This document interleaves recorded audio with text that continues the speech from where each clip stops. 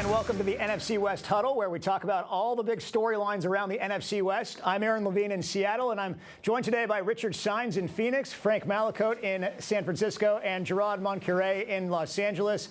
Guys, I know week 2 of the preseason is upon us now, but let's rewind a bit and take a look back at the preseason openers. What were your biggest takeaways from those games? Let's start with Frank and the 49ers. All right, guys. Well, I don't think I'm alone in this fact, even with the head coach of the 49ers, but I don't like preseason football. I hate it when you got to have a program to find out who's played in the game. And, of course, all the starters were in their skivvies for this one. In fact, Kyle Shanahan did not even call the play, so that tells you what he thinks about it as well. 49ers, of course, got their starting quarterback, and he's a stud, but they're looking for a backup, and they got 2 capable guys. They both played pretty well despite a loss to Tennessee. Brandon Allen was on the squad last year as a backup, a third stringer, and he looks like he might have a shot of it. He was very capable in the first half. And Josh Dobbs, who had a nice run with the Vikings last year when their quarterback went down, he played pretty well, threw 1 pick, 14 to 20, 146 yards. And there's also a guy on defense that I did not know. He's a 4th-round pick out of Wake Forest, and you might remember this name, Malik Mustafa. He wears number 43, and he had a stop on a 4th and goal play where he put the Titan running back behind the line of scrimmage, and it was right out of shades of Ronnie Lott. So that was kind of fun. And it was fun to talk 49ers for 3 hours and not hear the word Brandon Ayuk, because we're kind of tired of that situation. And song remains the same, still holding out, hoping to get some more money from the Niners. That is certainly a saga down there with Ayuk. Richard, how about the Cardinals in week 1 of the preseason? Well, if you guys are tired of Brandon Ayuk, go ahead and send him to us. He's a former Sun Devil. We loved him here, and of course the Cardinals would love to have him. And you know, it's kind of funny because I like the preseason for one reason and one reason only. It's a step in the right direction towards the regular season, right? And you know, the takeaway I got from the Cardinals was Clayton Tune's the better quarterback when it comes to the backup to Kyler Murray. Kyler Murray didn't play. Marvin Harrison, the number 1 pick, Maserati Marv, they call him, did play the first series, 3 plays, didn't get the ball thrown to him. Head coach Jonathan Gannon said he wanted to kind of have a dress rehearsal, wanted to get him used to driving to the stadium, getting dressed up, getting into the game, and then go sit him down and let him play later in the season, right? But on the defensive side of the football, the other number 1 draft pick for the Cardinals, Darius Robinson, did play. And I'm telling you, when I saw this guy in the offseason, it looked like he was made in a lab. I mean, he looked like he had muscles on top of muscles. He was, I was like, who is this guy? And not only is he a talented player, he's a student of the game. He's always working on his technique. He wants to know why they do this and why he should do that. And you could tell it's translated onto the field. He was fantastic, causing all kinds of havoc, disrupting plays, getting to the quarterback, made the first tackle of the game, and he was kind of as good as advertised. He was the one guy I really wanted to see. So, yeah, preseason is preseason, and, of course, we'll wait and see until the starters play, and then that's when the fun really starts. Absolutely. And Gerard, how about the Rams? Well, we all know Sean McVay does not put a lot of stock into the preseason. The starters don't play at all. So that means Jimmy Garoppolo and Stetson Bennett at quarterback, and Jimmy G did not play it down. He's not going to play in the first 2 games of the regular season, even if Matthew Stafford was hurt, because he has a PED suspension. So that left for Stetson Bennett, who, of course, this was his first PT for an entire season because he missed all of last year due to he was on leave for mental illness situation. Some believe it was alcohol related. So he was rusty, did throw 5 picks. 1 was called back, but when the game was on the line, he led the team to a 75-yard touchdown drive. And on basically their last chance, 4th and goal from the 6, he rolled left, made a nice play across his body, throwing the winning touchdown pass with 4 seconds left. So that had everyone going home happy. On the defensive side of the ball, they kept the Cowboys out of the end zone. I know it's only 2s and 3s, but the Cowboys were held to 4 field goals, and the starters didn't even play. So there's a good sign there. The thing I like about the preseason right now is it's only 3 games. So we're going to get to the games that count a lot sooner than we would before. And, you know, just 2 more of these, and we'll get down to business. But, you know, I think the Rams were happy that they came away with a victory. And they left on a high note. We'll see if they can carry that into the next preseason game against the Chargers at SoFi on Saturday. Yeah, and hopefully in future years, we'll only be talking about 2 preseason games and a longer regular season. As for the Seahawks, I'm going to go with physicality and third down conversions. They face the Chargers in Jim Harbaugh's coaching debut, and Harbaugh is known for his team's toughness and physicality. It was actually the Seahawks winning at the line of scrimmage and the point of attack. 157 rushing yards, 39 total rushing attempts, and then they held the Chargers to just 2 of 13 on third downs. Seattle was 11 of 20 on third down on offense. These are the types of things that have been missing the last few years under Pete Carroll. So if this becomes a trend in regular season games also, look out for the Hawks this season. Coming up on NFC West Huddle, we're going to take a look ahead to this weekend's preseason games. Quickly, let's turn our attention to this weekend's games. Let's start with the Sunday game first. The Niners hosting the Saints. Frank, what are you looking forward to the most in that one? Well, it's going to be prime time, of course, across most of the Fox stations. Here in the Bay Area, and especially here at KTVU, we will be watching the backup quarterback for the New Orleans Saints, a kid out of the Bay Area, went to Monte Vista High School and Fresno State. He just happens to be, that's Jake Haener, by the way, and his mother was the lead anchor here for almost 30 years. She just retired. So we got a soft spot for Jake. So we'll be keeping an eye on the local guy. Also, who are going to be the backups, the 4, 5, and 6 wide receivers on the 49ers? I think we know 1, 2, and 3. Juwan Jennings, you got Debo, and hopefully Ayuk if he does sign. But you got Ronnie Bell, second-year player out of Michigan. He had a quiet game. Jacob Cowling, quiet game, a 4th-rounder out of Arizona. Tate Martin came off the practice squad the last couple of years. He actually played well in the game. 5 catches, 58 yards. They just signed a veteran wideout by the name of Robbie Chosen out of Miami. He's played for about 4 or 5 teams. He's 31, has great speed, and Shanahan, the head coach, seems to like him a lot. And all eyes on Ricky Pearsall. He was the 1st-round pick out of Florida, maybe the heir apparent to Brandon Ayuk. We don't know yet, but he's certainly there waiting. But the guy has been injured most of training camp. He's got a bum shoulder. Not sure if he's even going to suit up for this game. And the other thing to keep an eye on are injuries.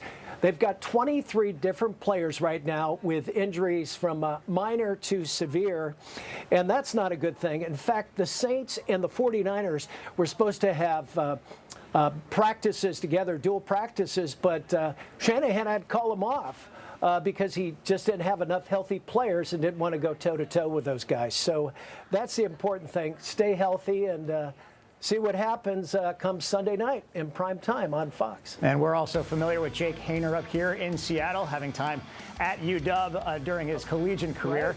The other 3 NFC West games are on Saturday. The Rams at the Chargers.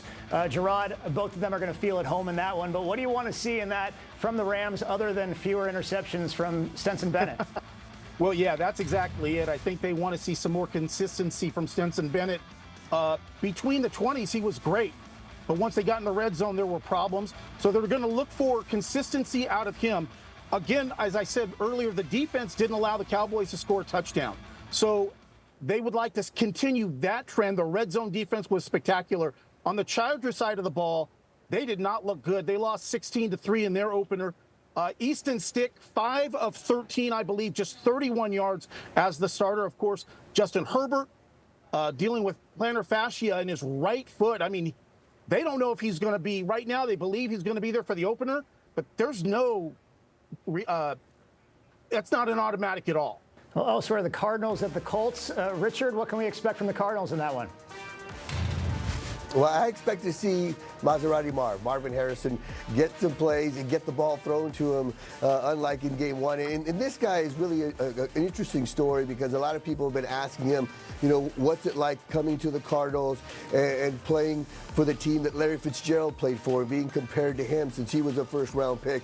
And, he's a Hall of Famer, future Hall of Famer, a legend here in town. And I love the answer he gave. He just said, look, I've been compared to a Hall of Famer my whole life because his father, Marvin Harrison Sr., was a Hall of Famer with the Indianapolis Colts. And that's kind of the cool thing that the Cardinals are in Indianapolis right now having joint practices with the Colts, and it's kind of like a homecoming of sorts for him because there's so many videos where he's a kid and he's wearing his dad's jersey on the field, whether his dad was playing or getting honored by the Colts. So that's been kind of cool to see him go back there, and I'm sure he's going to want to have a good game there as well. And I know the Cardinals are having joint practices with the Colts all week. And as far as the Seahawks, I hate to break it to Seahawks fans. Their official preseason game is Saturday against the Titans, but everything we really needed to see already happened this week in joint practices with the Titans. I mean, they went full pads on Wednesday and Thursday. They went ones against ones. The practices weren't televised, and those two teams don't play each other during the regular season. So they were actually able to open up the playbook and see what worked and what didn't work and really see how they stack up against another team. So what we're going to see on Saturday, it's just table dressing. Most starters are not going to play. Mike McDonald said that. If you're a Seahawks fan who paid to go to Nashville, you might be better off checking the old Ryman Auditorium and the Grand Ole Opry than going to the game. Kind of seems like a waste of time to me, but that's just my opinion. Coming up, we're just getting started here on the NFC West Huddle. We are going to ask how each team will improve or suffer a decline this season and why. That's coming up next year on the NFC West Huddle. Well, welcome back to the NFC West Huddle. Let's recap where we ended up last season. Well, the 49ers made it all the way to the Super Bowl, but lost to Taylor Swift and the team she was rooting for because of her boyfriend, who also happens to play for the Chiefs. Frank, do you think the Niners are going to go into the season with a chip on their shoulders because they just can't seem to finish the job, or has the Kyle Shanahan era peaked and starting to come back down to earth? No, the biggest chip has got to be Kyle Shanahan. I mean, he's been to 3 Super Bowls as a coach. One as a defensive coordinator. Super Bowl 51, taking on the Patriots when he was with the Falcons. You know the scenario. Third quarter up 28-3 in the El Foldo, and then losing twice to the Chiefs. A couple of years ago, 2020, they were up. Jimmy Garoppolo throws a pick in the fourth quarter. That one ends up with Kansas City winning. And of course, last year they go to overtime. They're up. They give the ball back to Mahomes. He takes it down and goes in for the touchdown. So if anyone's got a chip on their shoulder, it is 49ers. And as George Allen would say, the future is now because Brock Purdy's still on a rookie deal. So a lot of that money filters out to all the other players. But next year, the guy's going to get paid between $40 and $60 million. And a lot of some of these fringe players or pretty good players are going to have to go to another team because they can't afford to keep them. So I think Kyle Shanahan's going to empty the tank this year. And I think the players realize that, Purdy's going to get paid. So if not this year, when? So, they're going to play with a big chip. Oh, the reality of the salary cap in the NFL. Meanwhile, the Rams finished 10-7 but lost to the Lions in the wild card round. Aaron Donald announced his retirement after the season. Thank goodness for everybody else in the division. But still, there are reports the pass rushers dominated during the joint practices with the Cowboys. Is that true, Gerard? It is. Ernest Jones IV, all about it. He was a great player last year. He has learned directly under Aaron Donald, so he's the leader of that defense. And then you've got the 2 rookies from Florida State, Jared Verse and Brandon Fisk, who have so far performed above rookie level. Again, they have not performed in a game yet, but in these type of scrimmages and practices, Sean McVay has had nothing but rave reviews about both of these guys. Well, the Cardinals finished last season in last place. Richard, you mentioned the excitement over the 4th pick in the draft, Marvin Harrison Jr. He only played that one series, wasn't targeted in that preseason loss. What have you seen from him in practice, though? Is he living up to the hype so far? Yeah, he is amazing. He is just so smooth. He runs good routes. He catches the ball. You know who he reminds me of? He reminds me of me when I was in the 7th grade against the 5th graders. I was just blown by those kids. I mean, they had no chance, right? You can just tell this guy is the real deal. He's going to be a special player. By the way, I just want to say I love this show. When we're quoting George Allen, that this is a great show. So I got to quote Denny Green and say the Bears are who we thought they were. And we let him off the hook. But anyway, I just had to go there with the George Allen thing, quoting old coaches and stuff. But yeah, I think Marvin Harrison has been fantastic so far. He's going going to be as good as advertised. And this question is easy. Of course, the Cardinals are going to be much improved this year because they have so much room for improvement compared to last year. A couple of 9-8 seasons the last 2 years for Pete Carroll and the Seahawks, almost reminding us of the Jeff Fisher days with the Rams, if you want another old school coach reference. That's if they would have gone 8-8 instead of 9-8. It was time for a change, though, with Carroll. I mean, they made the change, and there's a ton of excitement about this new offense and what it can do with Ryan Grubb as their offensive coordinator. Grubb was at the University of Washington last year. They had one of the top offenses in the country with Michael Penix Jr. and Roma Dunze and company. He's innovative. He's an enormous step up from Shane Waldron at offensive coordinator. And the guys who will benefit the most, DK Metcalf and Jackson Smith-Njigba. Watch out for those guys this year, a potential for big, big things as the Seahawks start stretching the field a little bit more. Coming up next, our game of fair or foul isn't limited to Washington sports wrap. We're going to include our NFC West Huddle team chiming in on some of the hottest topics around the division.